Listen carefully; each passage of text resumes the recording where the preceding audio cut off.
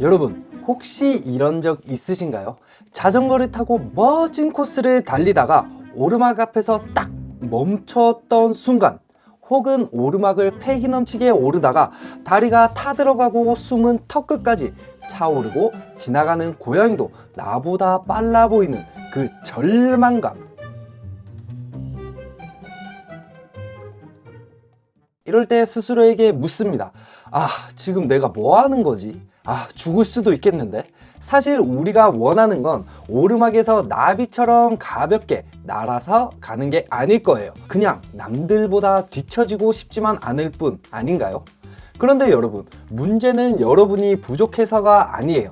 오르막은 누구에게나 어렵습니다. 하지만 요령만 알면 일반적인 모임에서는 뒤처지지 않고 꾸준히 지속한다면 선수들처럼 오르막을 가볍게 오르는 것도 가능합니다.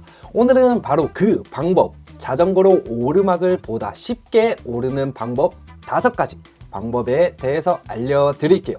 사실 제 채널에 요즘 입문자 분들 뿐만 아니라 자전거를 잘 타는 선수 그리고 자덕 선배님들이 많이 시청해 주시는데요. 그런 선배님들께서 댓글로 노하우도 알려주시면 우리 채널이 보다 폭넓고 유용한 정보들로 가득할 것 같습니다. 선배님들 조언 부탁드리면서 오늘 영상을 보시면 오르막이 더 이상 두려움이 아닌 여러분을 뽐낼 멋진 무대가 될 겁니다. 그럼 영상 지금 바로 시작합니다. 자, 첫 번째는 근력과 지구력 훈련입니다. 오르막의 기본은 힘입니다. 오르막을 쉽게 오르고 싶으신가요? 그러면 묻겠습니다. 여러분들의 다리 진짜 믿을만 한가요? 오르막에서는 다양한 근육을 사용합니다. 대퇴사두근과 대둔근과 같은 하체 근육이 상당히 중요한데요.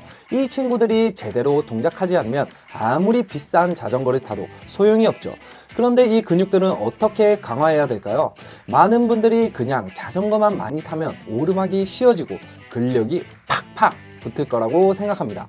그런데 매일같이 평지만 열심히 타면 오르막을 과연 빠르게 오를 수 있을까요? 물론 어느 정도 가능하겠지만 오르막을 보다 짧은 시간 빠르게 오르기 위해서는 오르막을 위한 운동 방법으로 운동을 해주는 게 중요합니다. 제가 추천드리고 싶은 방법은 근력을 기를 때도 자전거로 기르자입니다.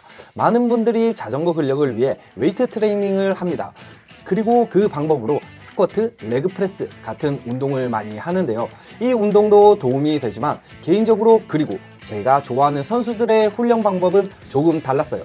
보통 이런 웨이트는 자전거를 안 타는 겨울철에 주로 하고 시즌 중에는 실내 자전거로 그리고 트레이너를 이용해서 근력을 강화한다고 하는데요.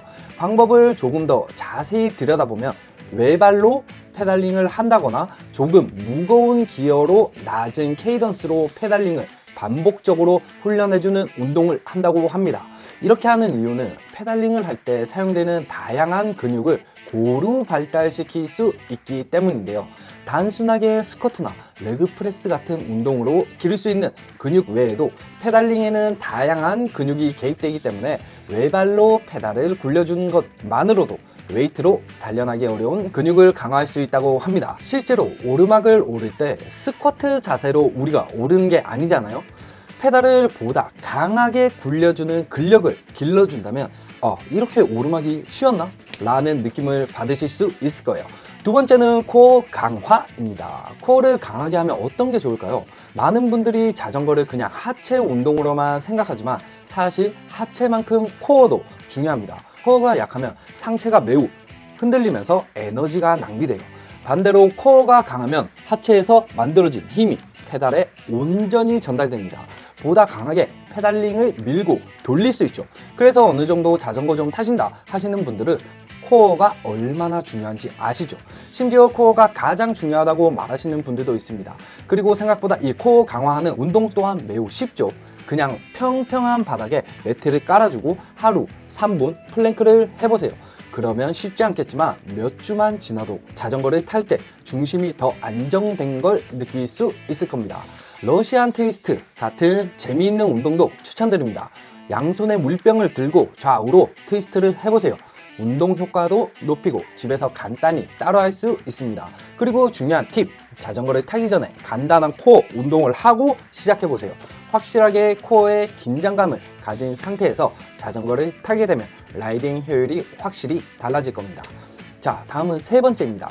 케이던스 유지인데요. 오르막을 오를 때 가장 많이 하는 실수가 바로 그냥 힘으로만 밀어붙이는 겁니다.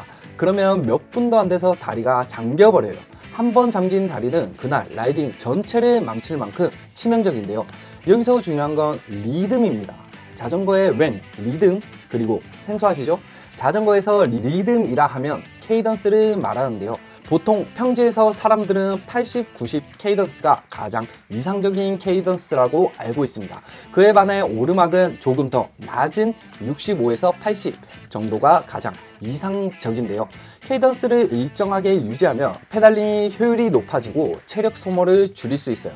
심박기를 사용하거나 일정한 케이던스에 맞춰서 하나, 둘, 셋, 넷 속으로 세며 리듬을 맞춰보세요.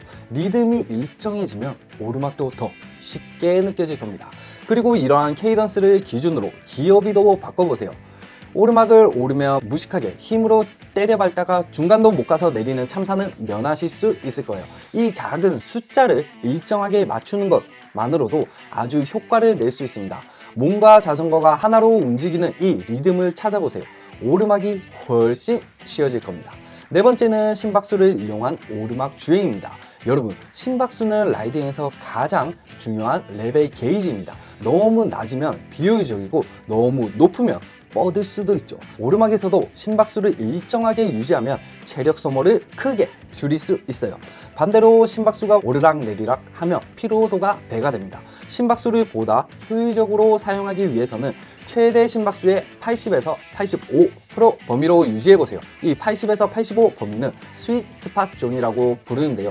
이 상태를 유지하면 체력은 아끼고 페달링은 극대화할 수 있습니다. 그래서 많은 라이더분들이 오르막을 잘 오르기 위해서 스윗스팟 훈련을 많이 합니다. 즉 무조건 숨도 못 쉴 정도로 강하게 훈련하는 게 아닌 심박수를 기준으로 80에서 85% 정도로 훈련하는 게 더욱 효율적이라는 거죠.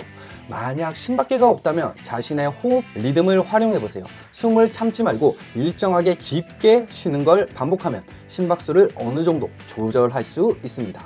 중요한 건 심장이 터지기 전 천천히 꾸준히 올라가는 겁니다. 자, 마지막은 가볍고 좋은 자전거가 오르막을 쉽게 만든다는 건데요. 마지막 팁은 장비 이야기입니다. 여러분, 오르막에서는 체중 1kg이 큰 차이를 만듭니다. 이건 사이클링의 불변의 법칙이죠. 그래서 프로 선수들은 항상 더 가볍고 효율적인 자전거를 사용하죠. 그리고 이러한 이유들 때문에 사이클 대회에서는 최소한의 자전거 무게를 제한해 두었죠.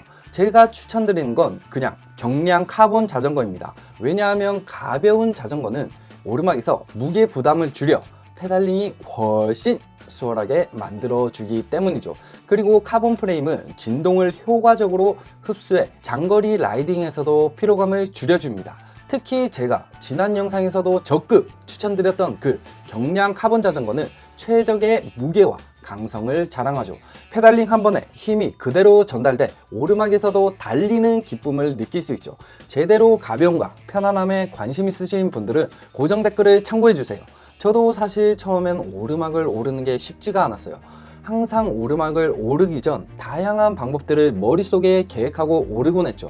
그렇지만 막상 오르막을 오르기 시작하면 진짜 터져버릴 듯한 호흡과 무거운 다리로 인해 유턴했던 경험들이 정말 많았어요. 친구들은 이미 언덕 정상에 있을 때 저는 밑에서 자전거를 끌고 올라가곤 했죠. 그러다가 정말 이대로는 안 되겠다 싶어서 훈련을 시작했어요. 그리고 한 달쯤 지났을까요? 친구들보다 먼저 언덕 정상에 도착한 날이 있었습니다. 그때 느꼈던 성취감은 정말 잊을 수가 없는데요. 여러분도 할 수 있습니다. 오늘 알려드린 방법들을 실천하면서 한 걸음 한 걸음 도전해보세요. 언제부턴가 멋진 오르막을 오를 때의 쾌감이 자전거를 타는 가장 큰 이유가 될 수 있을 겁니다. 오르막을 쉽게 오르는 건 큰 성취감과 보다 멋진 풍경을 볼 수 있는 좋은 기회가 됩니다. 오늘의 5가지 비법 꾸준히 실천하면 여러분도 언젠간 오르막에서 웃으며 달릴 수 있을 겁니다. 다음 영상에서는 더 강력한 라이딩을 위한 파워미터 활용법을 다룰 예정입니다. 그리고 댓글로 여러분의 오르막 경험도 공유해 주시면 감사하겠습니다. 오늘의 영상이 공감이나 도움이 되셨다면 구독과 좋아요 부탁드립니다. 감사합니다.